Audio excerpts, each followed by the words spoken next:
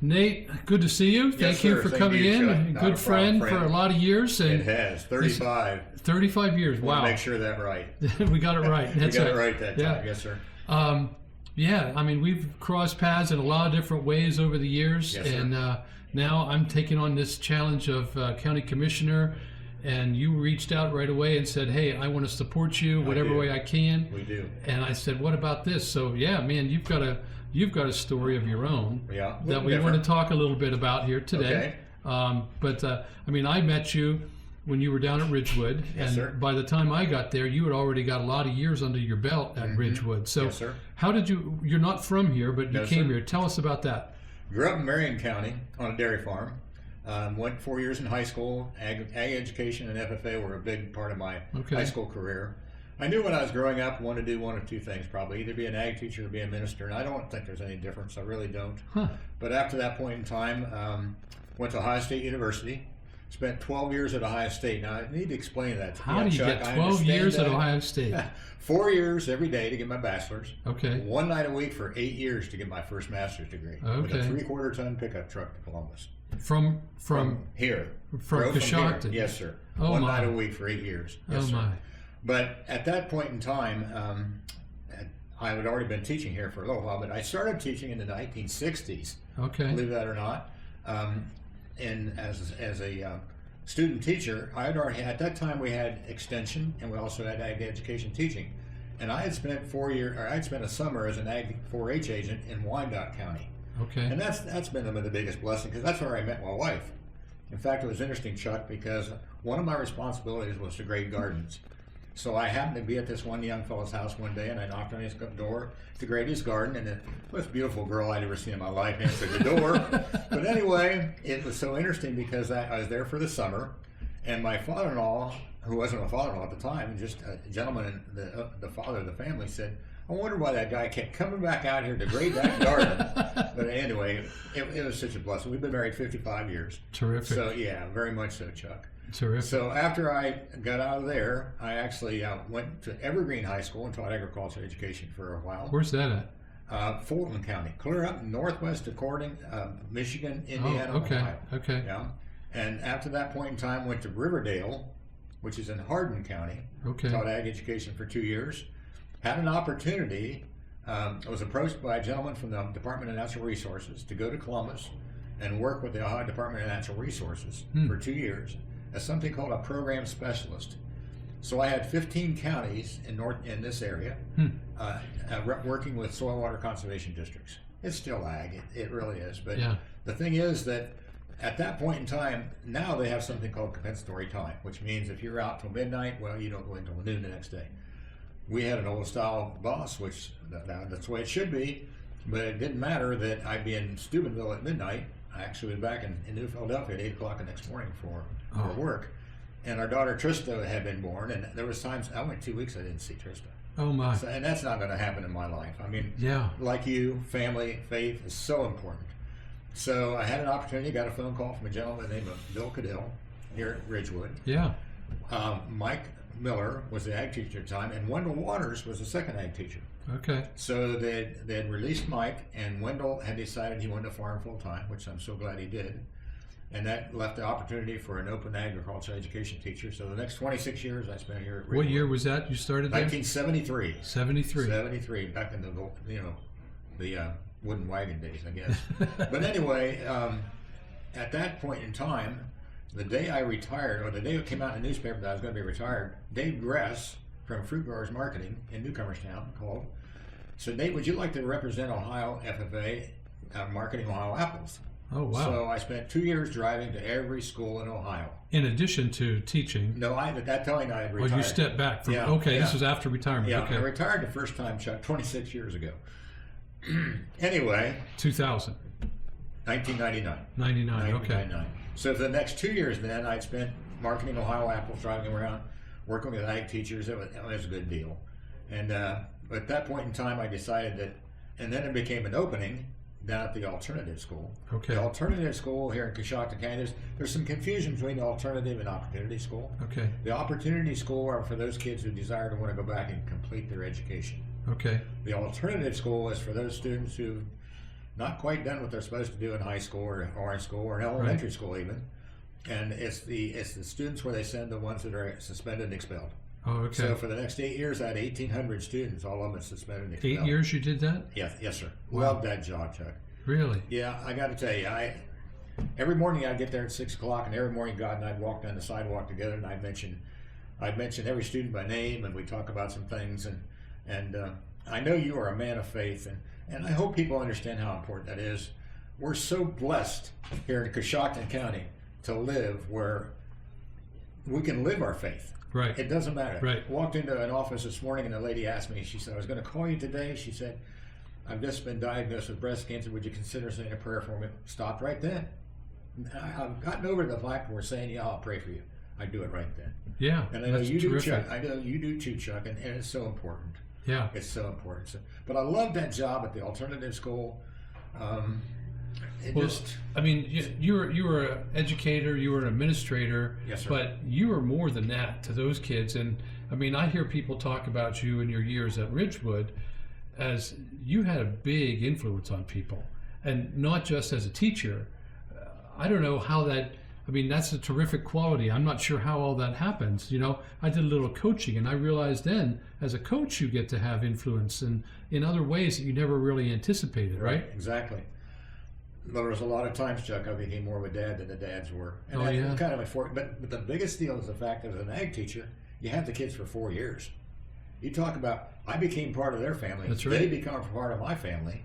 I mean, as I walk down the road, around the street today and so forth, and I'm so blessed with what I did because I meet a lot of people and they meet Right. me and so forth. And at the alternative school, it's interesting because a kid will walk up and there were some things I don't know, I'm going to tell you, whether they're right or wrong. There were two things we did. Number one, well, there was several, but uniform shirts. The answer Okay. were yes sir, no sir, yes ma'am, no ma'am. No talking. We covered tattoos, no jewelry. This kid came in one day and had a stud in his tongue, and I said, you got to get that out of there. He said, Mr. McNeal, he said, I can't get that out of there. So I went out in the truck and got 2 pair of vice grips and took it out. Oh! But I got to tell you that kid came back to me 3 weeks later and he said, Mr. McNeal, he said, I don't want to put it back in. He said, it feels so much better without. But That's a great story. Yeah. Yeah.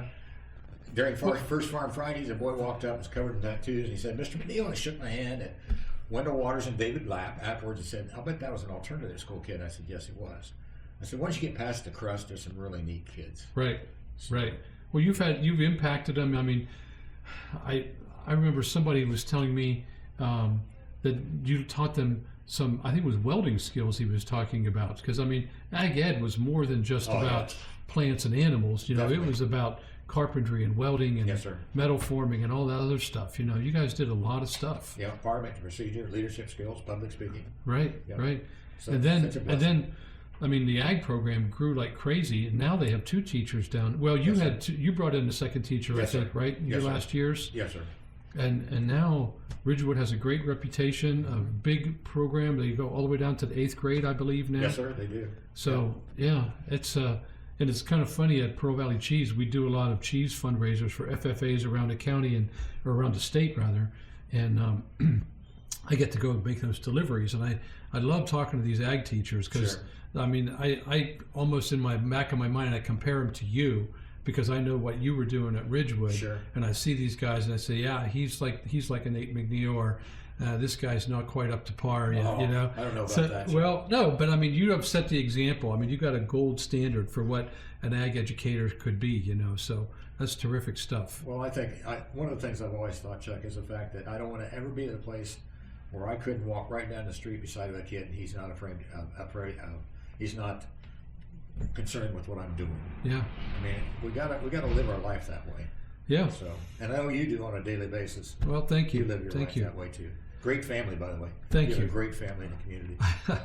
Well, listen, you've been around Coshocton County a long time. You've seen a lot of changes, and you've been involved in more than just education. Yes, sir. You were a long time fiscal officer. Yes, sir. Were you a trustee as well? No, just a just fiscal a- officer. just a fiscal officer. Down at Lytton Township. Yeah, 12 years. Right, Yes, and so you've been a part of local county government affairs and stuff like that. Yes, sir. Tell me some of the things you've seen that stand out to you. Maybe maybe concerns now, but tell me what you stands out. It's interesting because we're so blessed in Coshocton County with the leadership we have. County government, I don't think people realize how important county government is. In the position you're running for, which hopefully you're going to be elected, as a county commissioner, you're responsible for the entire county, not just when at Linden Township, we were responsible for the roads and the bridges and things like that. But you're going to oversee a tremendous workforce in Coshocton County as a county commissioner, and you'll do a great job at that.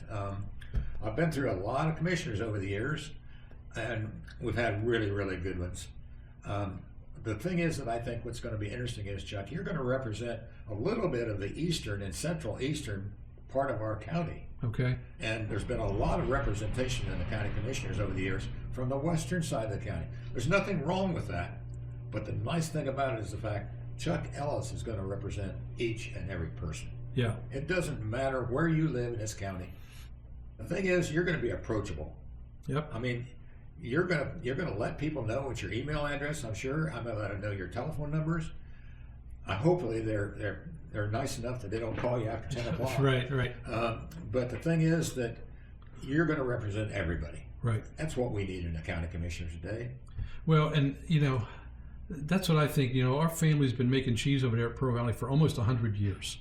Wow. Almost 100 years, and now as I'm stepping back from that, I mean, the thought occurred to me, look at all this stuff that happened over that 100 years with the local township, village, and county officials that we've had dealings with over the years. Yes, sir. And you can't survive for 100 years unless you're a part of that community and you get some support from that community, and that's happened.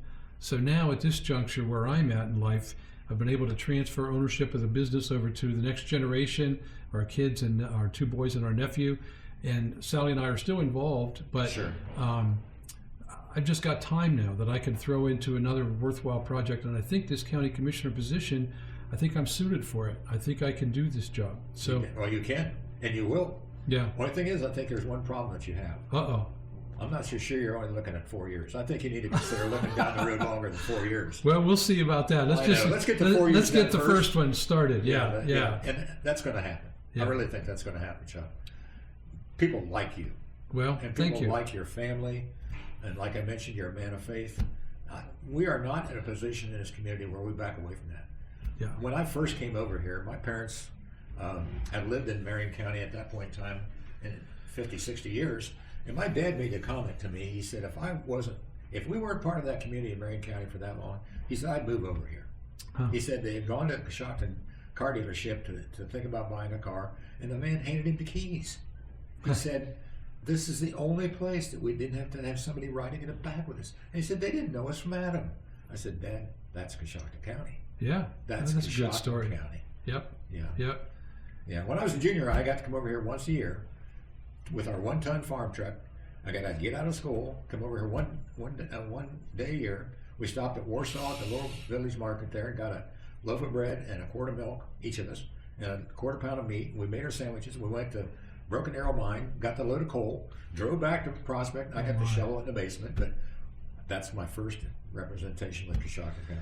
Well, I mean, I'm with you. I mean, we've been involved in so many different activities with 4-H and kids sports, and now the county fair and the junior livestock sale and all those kind of things, and it's not just us. There is dozens and maybe hundreds of people in this county who are stepping up and caring for kids in different ways. Yes, caring for needy people in different ways. So, people ask me, like, why am I doing this? Okay, Nate, is that God gives us things over our lifetime. And in the Gospels we know about the parable of the master who gave his servants talents. Yes, sir. 10, 5, and 1. And those who took those talents and multiplied them and used them and grew them, they were commended, Yes. And the one who hid and held on to his one talent and buried it out of fear, he was condemned. He was unfaithful, right? That's right. So, I mean, with all that Coshocton County and the Lord has blessed us with our family, our community, our business, I have to do this. Yes, sir. At least offer it. Maybe I won't get elected, but I'll give you the option, I think you will. And Okay. I got to ask you one question. When did God tell you needed to run? Did he beat on your shoulder?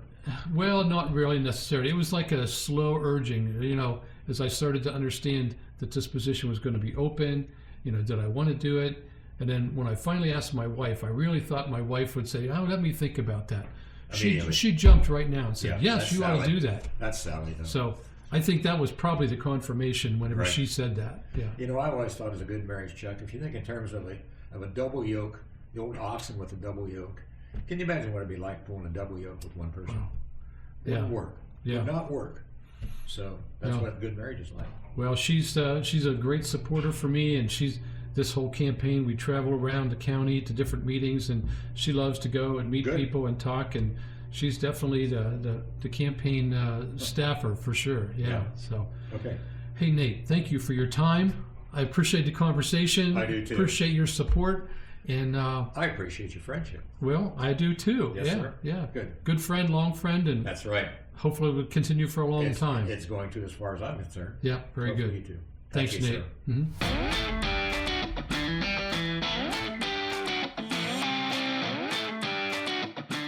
Coshocton County, I appreciate so much what you've been able to do for us at Pearl Valley Cheese. The years and years of support, the involvement in our business, all that stuff has allowed us to achieve a level of success that you couldn't imagine for a small company in this county. But we do appreciate it, and I got to tell you, I am going to bring that same work ethic, that same desire to succeed to my job as County Commissioner. I do need your support. Please come out and vote for me on May 5th.